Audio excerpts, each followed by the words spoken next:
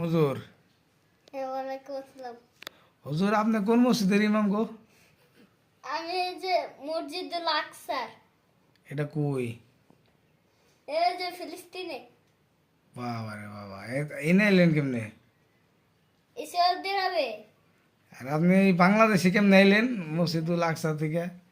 মসজিদুল আকসা থেকে গেছে ওই সৌদি আরবে, তিন পাহাড় থেকে এখানে এসেছি। জিন পাহাড়েও গেছিলেন? জিন পাহাড়ে কামনা কি আপনার? তিন পাহাড়ে গাড়ি চালাইতে যা গাড়ি হাত থেকে সাইরা দিছি, হুম।